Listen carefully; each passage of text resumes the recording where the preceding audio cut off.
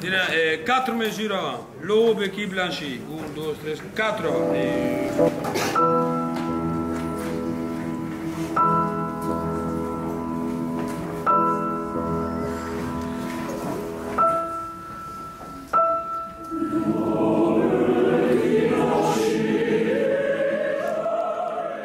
Le cœur de l'Opéra de Paris, c'est vraiment un pilar de cette institution. Vraiment, c'est un groupe formé par 112 artistes.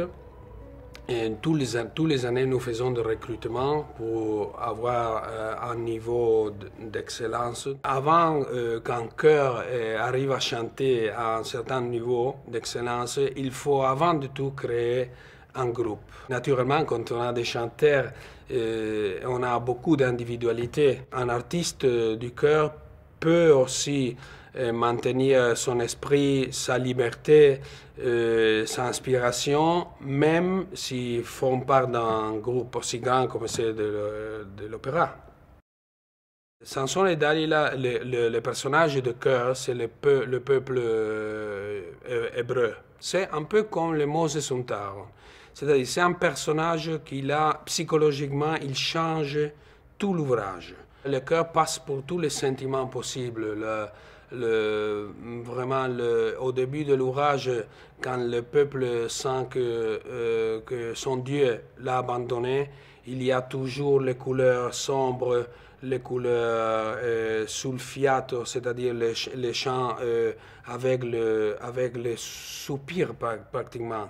Et même aussi, on a à la fin de l'ouvrage le chœur des Philistins, où c'est la bacchanale. C'est complètement l'autre extrémité de couleurs qu'on demande pour une voix.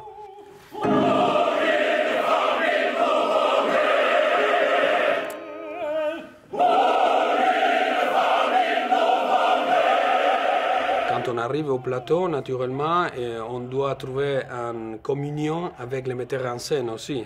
Quelle est cette interprétation de l'ouvrage?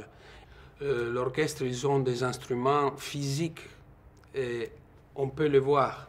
La voix humaine, on ne peut pas la voir. La voix humaine, c'est l'instrument le plus riche, vraiment. Et la capacité de voix pour faire les nuances les plus extrêmes possibles, de parler, de chuchoter, jusqu'à les cris, qu'il y a des fois qu'on demande ça dans certains ouvrages. J'aime vraiment la voix et j'aime vraiment le chœur. Mes parents, c'était artistes du chœur.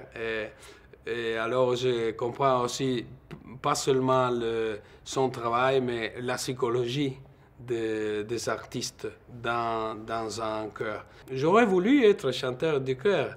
Malheureusement, je n'ai pas la voix. Pour un artiste de chœur, vraiment, on demande beaucoup de choses. Il doit maîtriser surtout tous les styles de la musique.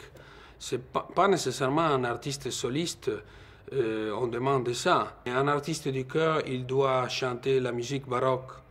Il doit chanter dans ses possibilités vocales et dans ses exigences vocales aussi. Il doit chanter aussi Wagner. Il doit chanter Verdi, comme je disais avant, maîtriser un peu toutes les langues.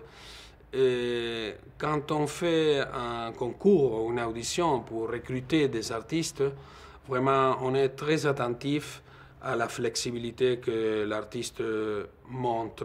Le public dans l'opéra trouve toujours une identification avec le chœur, parce que le chœur exprime toujours des sentiments collectifs, au contraire des chanteurs solistes, qu'ils ont des conflits personnels, qu'ils expriment des situations individuelles.